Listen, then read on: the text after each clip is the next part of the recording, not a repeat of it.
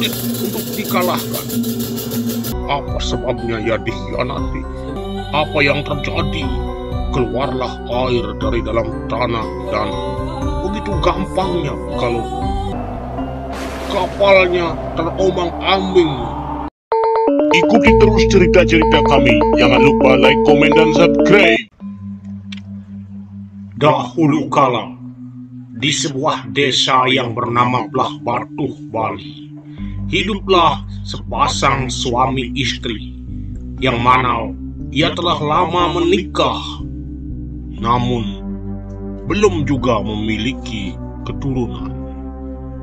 Ia memohon kepada Tuhan dengan sangat dan sampai mesesangi atau kaul agar kelak nanti dikaruniai anak akan diberikan apa saja karena ia adalah keluarga yang mampu. Kemudian lahirlah seorang bayi laki-laki. Tuhan telah mengaruniainya, namun bayinya berbeda dengan bayi-bayi pada umumnya yang ia rasakan. Ia sangat cepat tumbuh besar, dan pula yang aneh adalah makannya sangat banyak dan rakus. Sekali porsi makannya setara dengan 50 orang dewasa. Setiap hari ia hanya merasakan lapar dan rakus terus-menerus, tak pernah merasa kenyang karena pertumbuhannya luar biasa. Cepat badannya besar dan tinggi. Orang tuanya sampai memasak buah kelapa, buah nangka sebagai pengganti beras. Ia sangat sedih. Kini semua kekayaan dan hartanya sudah habis dan tak mampu lagi untuk memberikan makan kepada anaknya. Anaknya terus-menerus bagaikan raksasa makannya. Tetapi ia ada baiknya, bukan jeleknya saja. Ia sekarang disebut dengan Kebu Iwo. Suatu hari di lahan yang kering, ia menginginkan air, maka cukup dengan menunjuk dengan telunjuknya saja di sebuah tanah. Akhirnya, apa yang terjadi? Keluarlah air dari dalam tanah dan begitu gampangnya kalau Kebu Iwo mau berbuat sesuatu karena anugerah Tuhan begitu besar kepada dirinya. Mempunyai kekuatan luar biasa. Tempat tidurnya pun berbeda sampai orang tuanya tidak mampu menyediakan. Penduduk bekerja sama untuk membuatkan dia tempat tidur yang panjang karena tidak cukup tubuhnya, yang disebut dengan balai agung. Bekerja membantu masyarakat membuat rumah. Kalau ada warga yang bekerja, dia selalu rajin ringan tangan, asalkan ada yang memberi makan. Batu besar pun diangkatnya yang orang lain belum tentu mampu mengangkatnya. Rumah warga yang rusak, dia ikut memperbaiki. Tentang keberadaan Kebu Iwo ini didengarlah kemudian oleh Raja Beda Hulu, yaitu Sri Astasura Ratna Bumi Banten yang berkuasa pada waktu itu. Dipanggillah Kebu Iwo ke Puri Belah Batuh untuk menjadi patih menjaga keamanan masyarakat Bali. Dan Kebu Iwo pun sanggup melakukannya demi Bali ini tetap aman. Dia akan mengabdikan diri kepada kerajaan Beda Hulu. Kemudian raja pun mengangkat ia menjadi patih kesayangannya. Dan semua itu didengar pula oleh raja yang berkuasa di tanah Jawa, yaitu Tribuana Tunggadewi, yang mempunyai cita-cita menyatukan seluruh Nusantara. Dan raja tahu kekuatan Raja Bali dan Patih Ikeboiwo, sehingga diutuslah Mahapatih Gajah Mada untuk menangani masalah ini.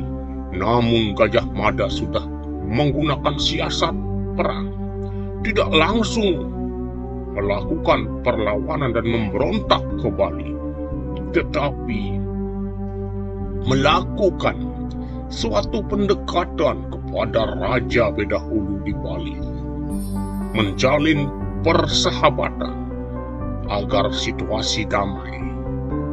Maka beliau pun, Gajah Mada, menghadap Raja Bedahulu di Bali. Dan agar Majapahit menjadi saudara karena sudah tiba di Bali,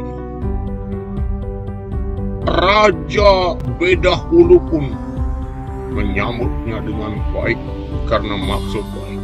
Akan diajaklah Ikeboiwo ke Jawa dan akan dinikahkan dengan seorang putri cantik dari Lembah Tulis Madura.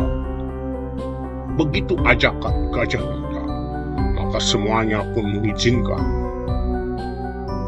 Ikeboiwo pun tidak berani menolak karena sudah persetujuan raja, maka berangkatlah Ikeboiwo ke Jawa beserta rombongan kerajaan Majapahit. Di Selat Bali pada waktu itu, rombongan Ikeboiwo sudah merasakan firasat kurang baik. Kapalnya terombang-ambing oleh badai dan petir menghantam. Di sana dia sudah merasakan apa yang akan terjadi.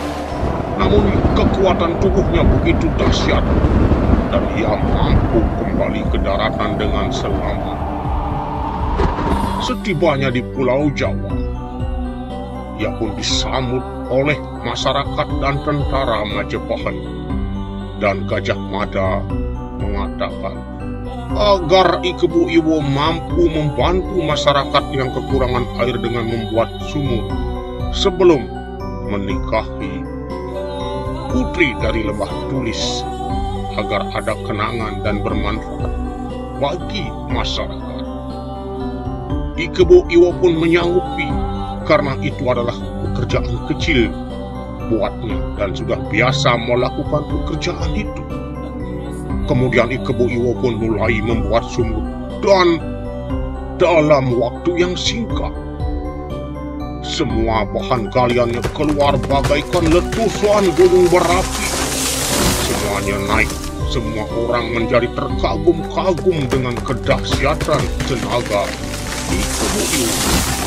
Dan waktu itu, setelah sumur selesai ditutup secara licik oleh Gajah Mada beserta anak buahnya, diperkirakan Ikeboiwo sudah tertimbun dan mati. Namun tiba-tiba ia muncul membawa batu dan marah. Apa sebabnya ia dikhianati? Ia pun mencari orang itu, siapa sebenarnya. Tetapi satu pun tidak ada yang berani mendekat, dan Ikeboiwo memperlihatkan keberanian. Lalu ia menantang Gajah Mada. Apa sebenarnya yang terjadi? Kenapa sampai mengkhianati? Ayo lawan saya, begitu katanya. Dan kalau berani, saya ini adalah pejantan dari Bali. Kenapa sampai berbuat mengkhianat? Pengecut. Marahnya Ikeboiwo tak bisa terbendung. Terjadilah perkelahian antara Ikeboiwo dan Gajah Mada. Semuanya adalah patih yang sakti. Ikeboiwo rupanya tidak bisa dikalahkan. Demikian juga Gajah Mada, tenaganya tangguh karena sudah berpengalaman di medan perang. Ikeboiwo semakin tangguh juga, sulit untuk dikalahkan. Rupanya ia menyadari akan tujuannya. Ia berbisik pada Gajah Mada. Ia menyampaikan bahwa rahasia kesaktiannya dengan menaburkan kapur atau serbuk kapur kepada dirinya demi apa yang ia cita-citakan, yaitu menjadikan Indonesia atau Nusantara bisa menjadi satu. Maka akhirnya Ike Bu Iwo pun bisa dikalahkan setelah mengungkap rahasia kesaktiannya.